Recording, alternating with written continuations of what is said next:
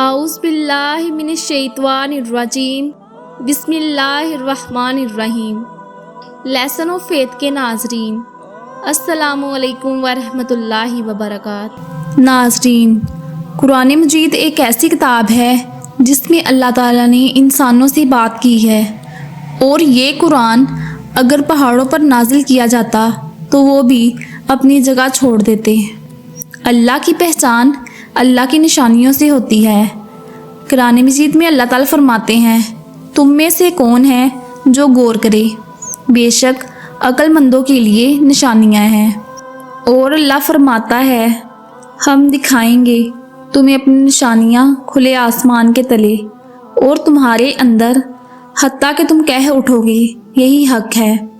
اسی لیے قرآن پاک کو سوچ سمجھ کر پڑھنے والوں کے درجات بلند ہیں۔ یہ وہ کتاب ہے جس میں ہر چھوٹی سے چھوٹی اور بڑی سے بڑی چیز کا ذکر ہے۔ آج آپ کو بتائیں گے جو کتاب آپ نے اپنے گڑوں کے اندر رکھی ہوئی ہے۔ اس کتاب میں بیش قیمتی خزانے چھپے ہوئے ہیں۔ اگر انسان جان لے تو وہ اپنے خالق حقیقی کے آگے دل سے سجدہ ریز ہو۔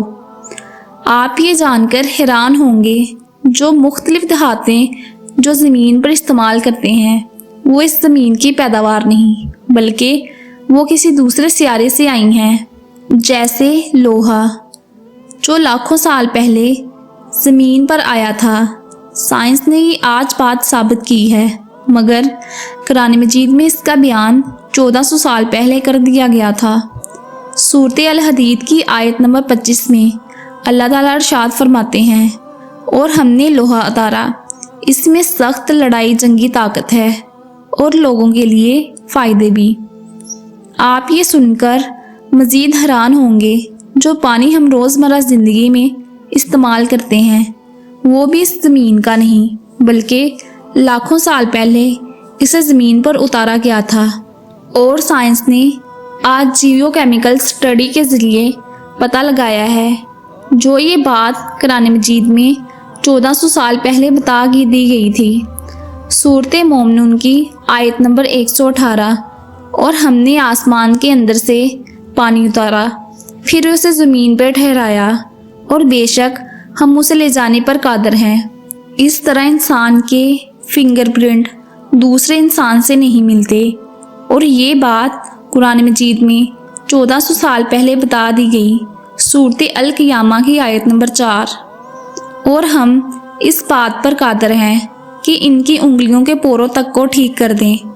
جہاں کائنات کی ہر چیز اپنے خالق کا پتہ دے رہی ہے، وہاں فیمیل سپائڈر جب اپنے بچے پیدا کرتی ہے تو میل سپائڈر کو مار دیتی ہے، اور جب بچے بڑے ہوتے ہیں تو اپنی مدر یعنی فیمیل سپائڈر کو مار دیتے ہیں۔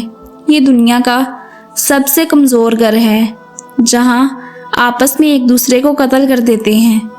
ناظرین، قرآن مجید میں مکڑی کے نام کی ایک پوری سورت موجود ہے، جسے سورۃ عنکبوت کہتے ہیں۔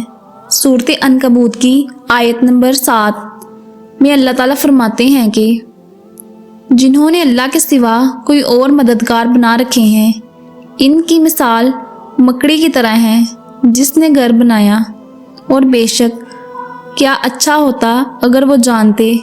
اور مزے کی بات یہ ہے کہ جہاں گھر بنانے کا ذکر ہے، وہاں سپائڈر فیمیل کا بھی ذکر ہے، اور سائنس اس بات کو مان چکی ہے کہ سب سے کمزور گھر مکڑی کا ہے۔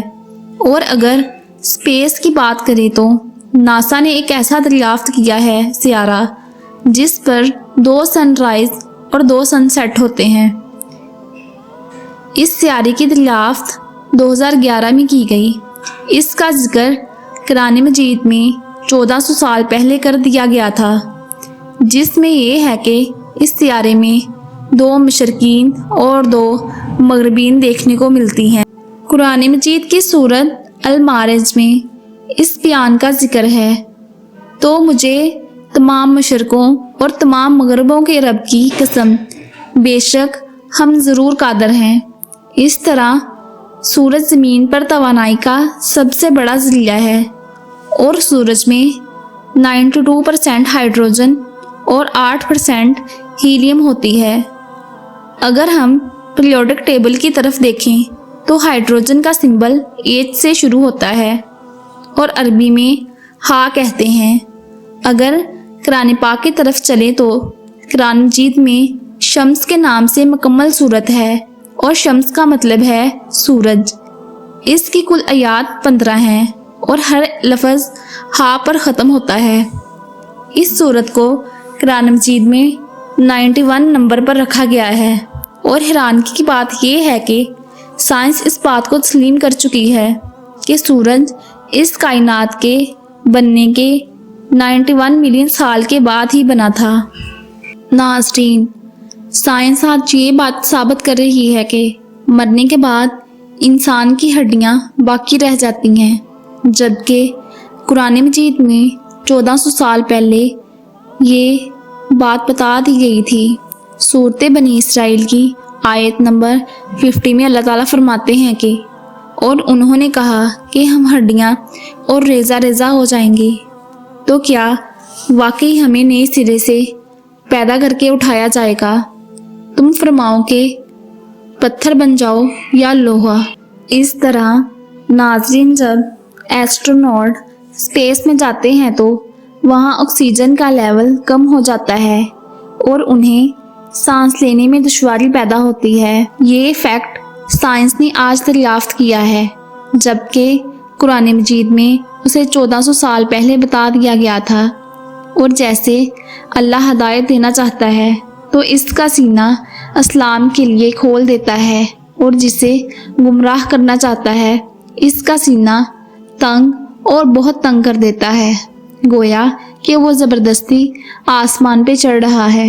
اسپیس کی بات کر رہے ہیں تو سائنسدانوں نے 17 سینچری میں ایک نیو بولا دریافت کیا۔ یہ نیو بولا قرآن مجید میں 1400 سال پہلے لکھ دیا گیا تھا۔ نیو بولا کی بناوٹ بالکل گلاب کی طرح سرخ ہے۔ سورۃ رحمان کی آیت نمبر 37 میں ہے کہ اور جب آسمان پھٹ جائے گا اور سرخ گلاب کی طرح سرخ ہو جائے گا جیسے سرخ چمڑا۔ قرآن پاک میں چھوٹی سے چھوٹی اور بڑی سے بڑی معلومات دی گئی ہے۔ قرآن مجید انسانوں میں موجود کروموسوم کی تعداد بھی بتا چکا ہے۔ انسان کے اندر 46 کروموسوم ہوتے ہیں۔ قرآن مجید کی سورۃ زلزلہ میں غور کرے تو شروع سے اس کے لیٹرز کو کاؤنٹ کرے تو 46 نمبر پر انسان کا ذکر ہے، اور انسان میں کروموسومز کی تعداد بھی 46 ہے۔ ناظرین، بندروں میں 48 کروموسومز ہیں، اور سورۃ بقرہ کی آیت نمبر 65 میں قردت کا ذکر آیا ہے، جس کا مطلب ہے بندر، اور یہ لفظ 48 نمبر پر آیا ہے۔ اور اس طرح سورۃ النحل آیت نمبر 68 میں شہد کی مکھی کا ذکر آیا ہے، اور شہد کی مکھی میں 16 کروموسومز ہوتے ہیں، اور یہ شہد کی مکھی 16 نمبر پر آئی ہے۔ اور سورۃ العمران کی آیت نمبر 14 میں گھوڑے کے ذکر آیا ہے۔ اگر گھوڑے میں کروموسومز کی تعداد کاؤنٹ کریں تو وہ 64 ہے، اور سورۃ العمران کی اگر لیٹرز کو کاؤنٹ کریں تو 64 نمبر پر الخیل یعنی جس کا مطلب گھوڑا ہے آیا ہے۔ ناظرین، 1400 سال پہلے یہ انفارمیشن خالق حقیقی کے علاوہ کوئی نہیں دے سکتا۔ یہ ساری انفارمیشن 1400 سال پہلے دینا مشکل ہی نہیں بلکہ ناممکن تھا، جب نہ تو سائنس اتنی ایڈوانس تھی اور نہ ہی ٹیکنالوجی اپنے عروج پر تھی۔ انسان اللہ تعالیٰ کی اس کی نشانیوں سے پہچانتا ہے، اور اللہ تعالیٰ نے ذرے ذرے میں اپنی نشانیاں رکھی ہوئی ہیں۔ اس طرح قرآن میں اللہ نے ایسے پیٹرنز رکھے ہوئے ہیں، اگر اس پیٹرنز کو پہچان لے تو کامیابی کو چھو سکتا ہے اور قرب الہی حاصل کر سکتا ہے۔ امید ہے کہ آپ کو آج کی ہماری ویڈیو اچھی لگی ہو، اور ہماری دعا ہے کہ اللہ تعالیٰ ہم سب کو قرآن پڑھنے کی توفیق عطا فرمائے۔ آمین۔